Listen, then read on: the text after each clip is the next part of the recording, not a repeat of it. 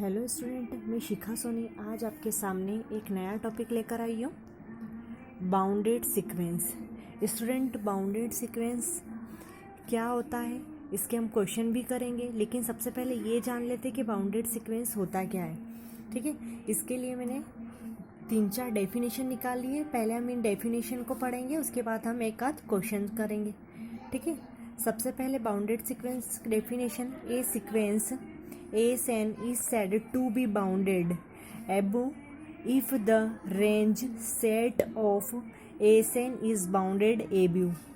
That is, if there exists a real number k1 such that ASN less than equal to k1 for all n belonging n का। Student, क्या कह रहे हैं हम? इसको कौन सा बाउंडेड कह रहे हैं हम? Upper bounded. The number k1 is called is upper bounded of sequence ऐसे। ये ऐसे के लिए क्या है? Upper bounded. अच्छा, ये क्यों अपर बाउंडेड हुआ? क्योंकि यहाँ पर हमने क्या बोला है, इसकी जो ली है हमने रेंज ली है। ठीक है, रेंज मैं पहले आपको पढ़ा चुकी हूँ। ठीक है, तो रियल नंबर k1 ले लिया और क्या बोल दिया? ASN। मतलब जो k1 है उसमें ASN, हमारे ASN के जितने भी इस नंबर है वो सारा, उन सब में से k1 हमारे सबसे पे क्या होगा? मैक्सिमम होगा। ठीक है, सारे ने जहाँ n बिलोंग किसके लिए? n मतलब नेचुरल नंबर के लिए, तो हम उसको क्या कहेंगे? अपर बाउंडेड कहेंगे। ठीक है, नेक्स्ट डेफिनेशन है a sequence ASN is said to be bounded below the range set of ASN is bounded below if that is there exists a real number k2 such that ASN greater than equal to k2 for n belong n। Student, ये पूरा अपर bounded की जो हमने definition पढ़ी है अभी, उसकी पूरी क्या है? अपोजिट है। ठीक है, इसमें क्या लिया हमने? k2 ले लिया है। k2 रियल नंबर है तो ASN ग्रेटर देन और इक्वल टू किसका हो गया? k2 का। और फॉर ऑल ये भी same as it is. n belong है, n का मतलब n मतलब वही सारे नेचुरल नंबर का सेट, n इसके अंदर बिलोंग हो गया। ठीक है, वहाँ हम अपोजिट, इसका बिल्कुल अपोजिट है। ठीक है, जैसे for example the sequence 1/n is bounded. कब कहेंगे इसको? जब mod 1/n less than equal to किसका होगा? 1 का। फॉर n बिलोंगे n का। स्टूडेंट, आया समझ में? मतलब हम 1/n, n की यहाँ कोई भी वैल्यू लेते हैं, लेकिन 1/n लेस देन मतलब 1 बड़ा ही आएगा इससे, क्योंकि हमने कुछ भी लिया 1/0 यानी 1 ही आएगा। फिर इन सब में से हम कुछ भी यहाँ पर कुछ भी वैल्यू रखते हैं तो 1 हमारे पास क्या आएगा? बड़ा, मतलब लेस देन इक्वल टू ही आएगा n के लिए। ठीक है, द सीक्वेंस जैसे हमने नेक्स्ट वाली ली, -1 की पावर n इज बाउंडेड, तो मोड -1 की पावर n भी लेस देन किसका आएगा? 1 की आएगा। ठीक है, इसी प्रकार ये सारे काई के लिए लिए हमने, n बिलोंग किसका है? n का। ठीक है, कुछ और डेफिनेशन लिए स्टूडेंट मैंने, जैसे the sequence n² is bounded below by first but not bounded above the sequence ASN equal to 1 plus -1 की power n for all n belong है n का, तो the range is the set of 0 और 1। Student, ये note bounded क्यों नहीं है? Note bounded क्यों है? ये बाउंडेड n² हमारा बाउंडेड क्यों नहीं कहलाएगा? क्योंकि देखिए ASN इक्वल टू 1 प्लस -1 की पावर n, 1 + 1 मतलब कितना हो गया? 0 हो गया, इसलिए ये क्या आ रहा? हमारा नोट बाउंडेड कहला रहा है। ठीक है, नेक्स्ट डेफिनेशन की ओर चलते हैं।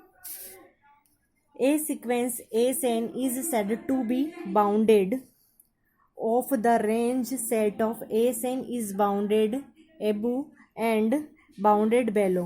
That is, if there exist two real number k1 and k2 such that k1 less than equal to ASN less than equal to k1 for all n belong है n का। Student, यहाँ पर हमने क्या लिखा है? k2 और मतलब इस वाले फॉर्म में जब हम इसको बाउंडेड एबो बता रहे हैं, है ना, बाउंडेड एबो बता रहे हैं, तब के जो हमारा मतलब जो ASN है, सीक्वेंस है हमारी, जो सीक्वेंस क्या है हमारी? सीक्वेंस जो है हमारी ASN है ना, वो क्या होगी? k1 और k2 की क्या रहेगी? बीच में तो रहेगी। ठीक है, लेकिन k2 लेस देन होगा, less than equal to ASN। क्यों लेस देन इक्वल टू किसका आएगा? k1 का आएगा।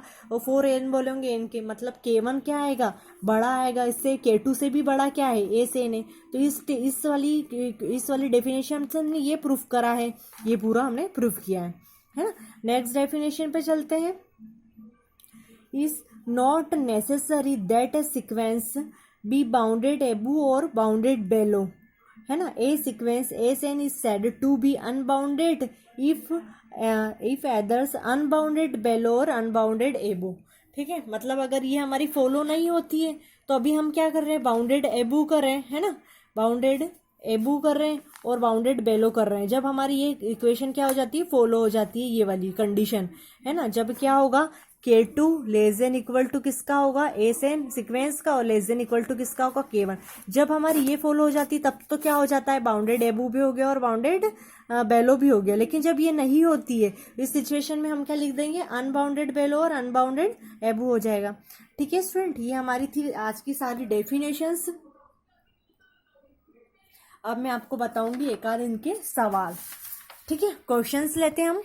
जैसे हमें ये दे रखा है, limit n tends to infinite 1/n sine factorial n। Student यहाँ पर मैंने क्या करा, सबसे पहले इनको अलग अलग तोड़ दिया। Limit n tends to infinite 1/n, limit n tends to infinite sine factorial n। Student यहाँ पर 1/n, इन 1/इनफाइनेट कितना होता है, 0 हो गया, मतलब इस पूरे की वैल्यू तो क्या हो गई, 0 हो गई। और आप हर क्वेश्चन में जब भी यहाँ पर मल्टीप्लीकेशन में हो तो आप लिमिट को अलग अलग कर सकते हैं। ठीक है, और इसकी साइन फैक्टोरियल जब हम इसको सॉल्व करेंगे तब हमारे पास कोई ना कोई जो भी वैल्यू आएगी वो क्या आएगी, फाइनाइट में। ये हमने डेफिनेशंस में पढ़ा था, है ना, फाइनाइट वैल्यू। और किसी भी फाइनाइट का हम 0 से मल्टीप्लाई करेंगे तो ऑब्वियसली क्या आएगा, 0 ही आएगा। आया स्टूडेंट समझ में, मतलब फाइनाइट कोई भी परिमित संख्या ही आएगी तो उसका हम 0 के साथ करेंगे तो ऑब्वियसली 0 ही आएगा। ठीक है, जैसे नेक्स्ट देखते हैं, limit x tend to infinite 1/x sine x plus cos x। वही हमने सबसे पहले अलग अलग कर दिया, साइन 1/x, और इसमें जो करेंगे फाइनाइट आएगा, finite plus finite. Sign 1/x मतलब वही 1/0 इनफाइनाइट, 1/इनफाइनाइट मीन्स 0, और ये फाइनाइट आएगा। स्टूडेंट हम इसको जब सॉल्व करते हैं तो हमारे पास कोई ना कोई फाइनाइट वैल्यू आती ही है। मतलब जब भी सीक्वेंस में बाउंडेड वाले क्वेश्चंस करते हैं तो उसमें एक ऐसी ना ऐसी वैल्यू आती है जिसका क्या होता है, फाइनाइट मीनिंग होता है। इसलिए इसका इसके साथ मल्टीप्लाई वापिस क्या हो रहा है, हमारा 0 ही आ रहा है। नेक्स्ट क्वेश्चन लेते हैं हम student, limit n tends to infinite n की power k upon n plus 1 sine factorial n 0 k factorial less than है 1 के। सबसे पहले यहाँ पर मैंने क्या करा, इन दोनों को हमने क्या कर दिया, अलग अलग कर दिया। ठीक है, दोनों की लिमिट्स क्या कर दी हमने, अलग कर दी। Limit n tend to infinite n की power k upon n plus 1, limit n tend to infinite sine factorial n। Student यहाँ पर हमने क्या करा, limit n tend to infinite, यहाँ पर मैंने नीचे से n क्या ले लिया, कॉमन ले लिया। जब कॉमन लेते हैं तो n हमारे पास बच गया तो 1 + 1/n हो गया। लेकिन ये वाला जो n है हमने इसको ऊपर पहुंचा दिया साथ में, और ऊपर क्या हो गया, -1 हो गया। ठीक है, limit n tend to infinite sine factorial n हो गया। ठीक है, तब देखिए यहाँ तो हमारा वही पहले वाली कंडीशन की तरह, यहाँ पर तो क्या आ जाएगा, वही फाइनाइट आएगा। और यहाँ पर क्या करा, 1/n और 1 - k क्या कर दिया, उल्टा कर दिया। जब लिमिट को मैं उल्टा कर रही हूँ, k-1 का 1 - k कर रही हूँ, और n का क्या कर रही हूँ, 1/n, और नीचे 1 + n और फाइनाइट कर रही हूँ, तब क्या होगा, जब लिमिट उल्टी करी ना तो ये n भी क्या हो गया, उल्टा हो गया।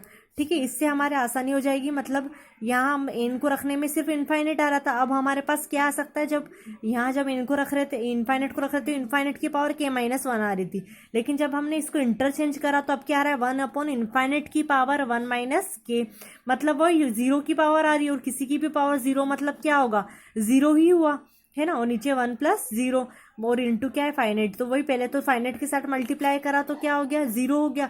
तो पूरा हमारा इसका जो आंसर है वो कितना आया, 0 हो गया। स्टूडेंट आया आपको समझ में, मतलब हम किसी भी सीक्वेंस को जब हम करते हैं तो हमारा फाइनाइट जो आता है आएगा तो हमारा फाइनाइट, लेकिन उसके साथ जब हम मल्टीप्लीकेशन करेंगे तो हमारा क्या आ जाएगा, 0 हो जाएगा। ठीक है, आपको समझ में आया स्टूडेंट। ठीक है, थैंक यू सो मच।